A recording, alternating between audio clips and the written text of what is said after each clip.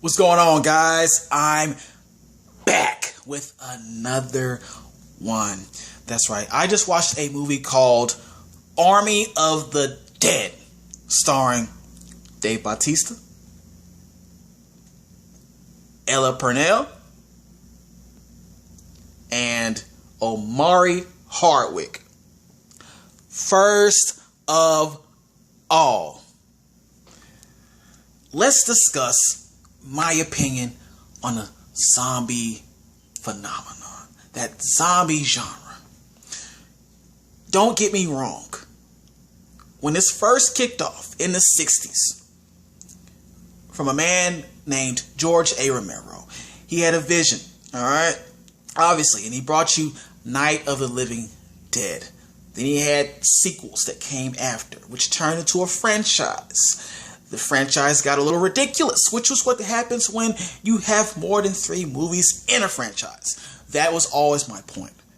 But my other point is that it was an original thought and idea at the time, was very good and creepy and scary, and it worked. Resident Evil. That's when the action was most important. All right, and also this has to be the best video game adaptation ever. If you don't like that, fight me. But I feel it's truth. It's very strong truth. All right. Got ridiculous as well. Is what it is. Then there's Zombieland. All right. And what it did. Yes, Zombieland only has 2 under its belt. All right. But I feel, and I have confidence, that there's another one coming. A third coming. Be ready. It brought the comedy. It brought the laughs when you're watching a zombie apocalypse. That's what it did. And I know there's other movies that did the same thing, but this was the best one to do it. Okay? A little bit after that, zombie movies started to get stupid. And that's because every year they would put out 5 or 6 of them, and they would mean absolutely nothing. There was nothing original about them. Nothing. People just want to satisfy their zombie fascination. This generation has such a love for zombie apocalypse movies. And, you know, the question of what would you do in a zombie apocalypse, all that. It's fine and dandy. That's fine and dandy. But I'm tired of zombie movies, okay? I'm tired. I need zombies to start talking or something. This is a movie for that too. I haven't seen it. I'll get to it one day. Trust me. My point is the question. Is Army of the Dead going to bring the evolution of zombies to another level?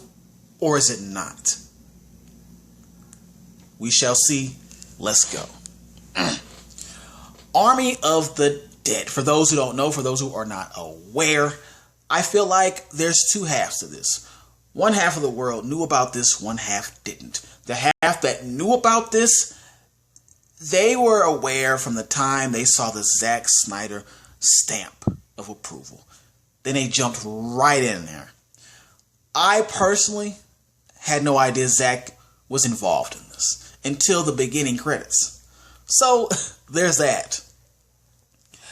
Army of the Dead. It's pretty much about a zombie apocalypse that kicks off in Vegas of all places. And the only survivors are mostly military, of course. And they are then re-recruited years later to go right back into the danger zone, the quarantine, to retrieve some loot. And, you know, of course, it's Vegas, and it has some money somewhere in those casinos, right? What they don't know is that they're in for an underlying mission as well. That they don't know what's going on. They have no idea, no clue what they're getting into. And that's the premise of the movie. Now, positives. I am glad and very excited to say this, but that zombie evolution definitely improved with this film. Definitely at a higher level than usual. Nobody talks yet. Nobody talks. But it has formed a zombie kingdom. There's a king, there's a queen. It's no longer zombies that are mindless and wandering around. None of that going on. They don't constantly say brains. Okay, nothing like that. They think on a more organized level in this movie. You know, the king, when he bites somebody, he's the original, so that person he bites, they gain that intelligence to the point where they can think like a higher level animal. Just put it like that. They're animalistic, but they're smart. Trust me. And I enjoyed that I never seen anything like that. The king and the queen thing, especially. Also, these zombies hibernate. They hibernate like a bear or a bat. When, you know, the food is scarce, they go into that hibernation mode, which is very cool to watch. I haven't seen that in any other zombie movie. Right? These things I enjoyed.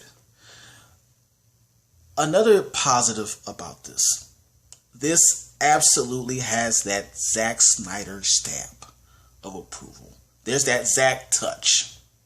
All right, and you know, I said about the intro and all that. That's because it had the whole nonchalant, slow-mo thing going on. And I know that people make fun of Zack for the whole slow motion thing that he loves. But honestly, if you're gonna have some slow motion in a movie, it's got to be Zack Snyder and nobody else. I don't expect anybody else to do this but Zack.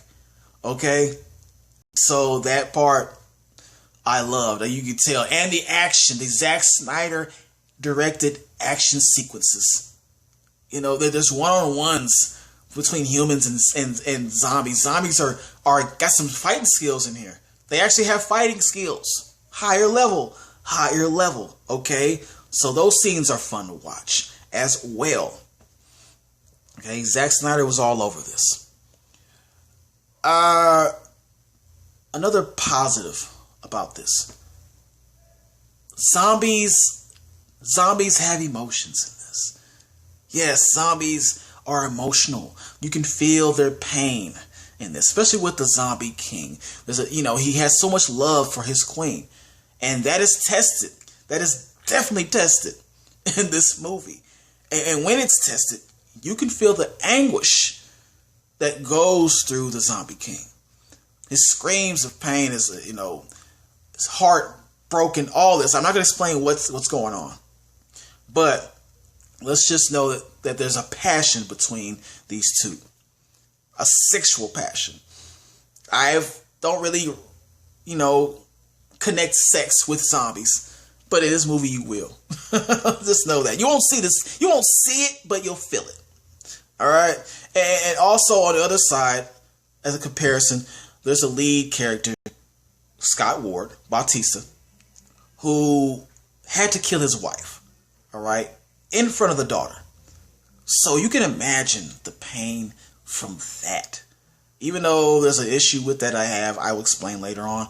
Just to know the pain from that and what he had to do, what he was forced. His hand was forced.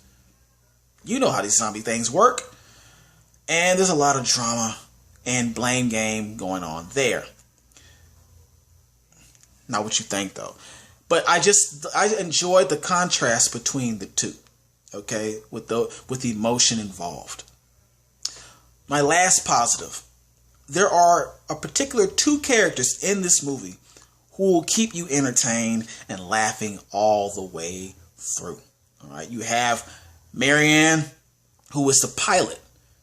It's very sarcastic, witty, always has something to say back. And she's pretty much going to be your voice of common sense. What you can't say because you're not in the movie, she's going to say for you. All right, so that's funny. Then on the other side, you have Ludwig, who is a German safe specialist, as they put it. And he's so awkward. And his time of trying to fit in with the military men, because, he's a socially awkward person.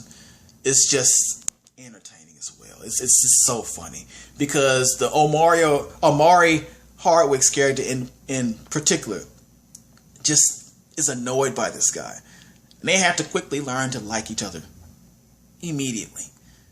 And that's very fun to witness. Okay. So I enjoyed all that. Negatives. Let's get into this. Alright. I know I enjoy these standout characters, but I still have to say this. I do not like how these characters were reintroduced into the movie. Okay? My main problem is this. I feel like Snyder has a quota he must meet to make a movie long. He must make the movie long. And that's not necessary all the time, man. Okay? You introduced some characters in here that we didn't really care about. That were going to be, expendable. Okay? Quickly. But you gave us intros to these people. Dragged out intros.